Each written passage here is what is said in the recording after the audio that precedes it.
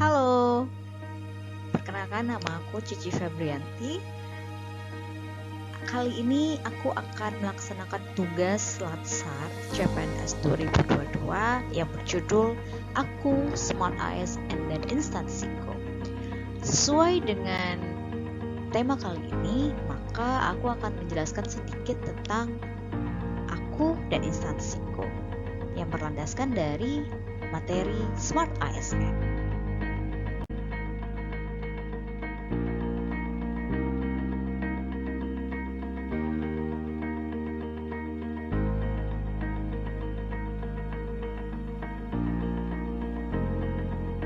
Wave Beats Music.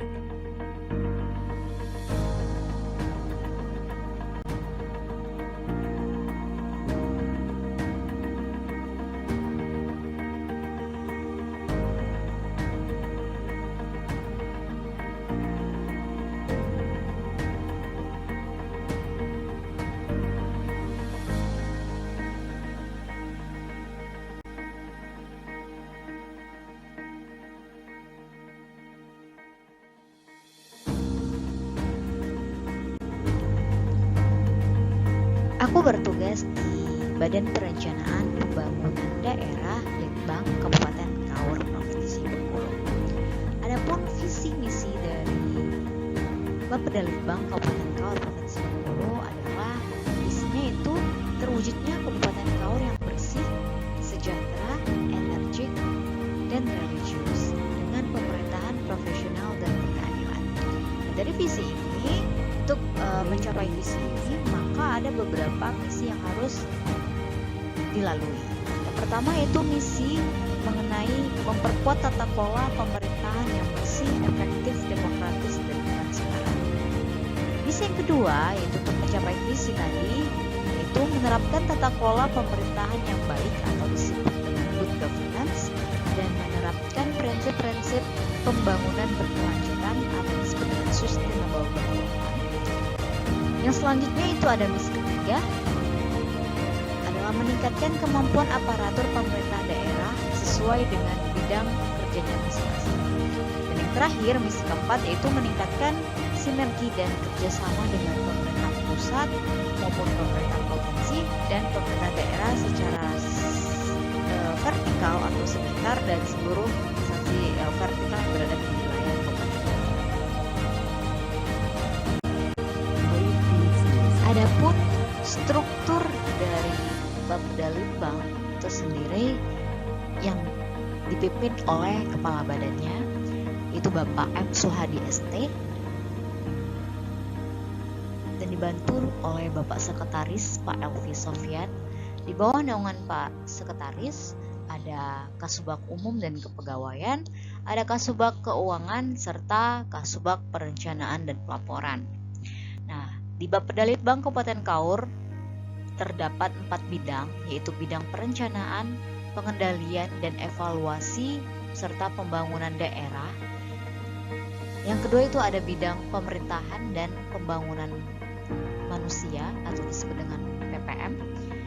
Yang ketiga ada bidang perekonomian, sumber daya alam, infrastruktur dan kewilayahan.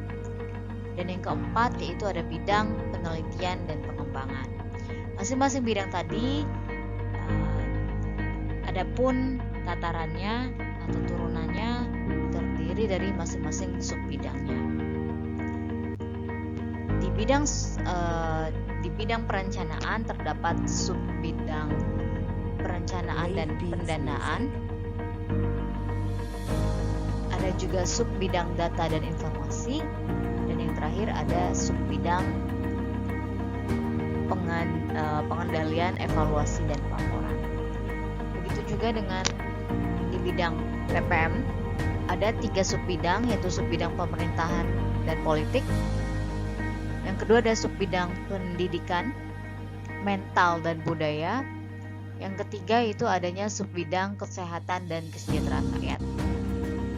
Sama halnya juga dengan bidang perekonomian, sumber daya alam, infrastruktur dan kewilayahan. Ada 3 subbidang, itu ada ada subbidang perekonomian dan kemaritiman. Yang kedua ada subbidang lingkungan hidup dan sumber daya alam. Dan yang terakhir terakhir ada subbidang infrastruktur dan kewilayahan. Dan yang terakhir adalah bidang penelitian dan pengembangan. Terdapat 3 subbidang juga, yaitu subbidang sosial dan pemerintahan, yang kedua ada subbidang ekonomi dan pembangunan, serta yang terakhir itu terdapat subbidang inovasi dan teknologi. Di bawah Badan Perencanaan Pembangunan Daerah Kabupaten Kaur terdapat UPT yang bernama Teknopark. Mengenai tugas dan fungsi, saya berada di bawah naungan dari bidang perencanaan, pengendalian, dan evaluasi pembangunan daerah. Di tugas fungsi bidang ini, saya memiliki tugas dalam membantu pengajian, analisis, dan perumusan perangkat indikator daerah seperti perencanaan ekonomi dan indikator-indikator ekonomi melalui pendekatan holistik integratif. Yang kedua yaitu membantu dalam pengkajian, analisis, dan perumusan kebijakan kewilayahan dan konektivitas daerah. Dan yang ketiga yaitu membantu penyusunan rencana pelaksanaan tugas di subbidang data dan informasi, serta saya juga membantu dalam menyajikan data pembangunan daerah sesuai kebutuhan sebagai bahan informasi.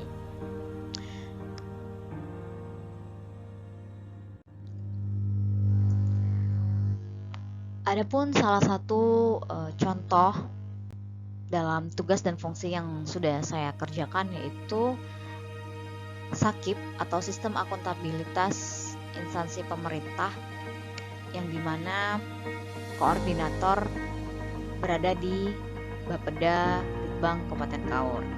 Dalam hal ini saya bersama dengan teman saya dan tentunya atas arahan pimpinan, saya memiliki tugas dan fungsi dalam membantu menyusun sistem akuntabilitas instansi pemerintah di tingkat daerah. Maupun tugas yang kedua yang saat ini sudah saya jalani yaitu data dan informasi di bawah subbidang data dan informasi, mengenai kami saat ini sedang menyiapkan bagaimana caranya mengkolektifkan dokumen secara digital, di mana digitalisasi bagi daerah Kabupaten Kaur itu sendiri masih dalam tahap penyempurnaan.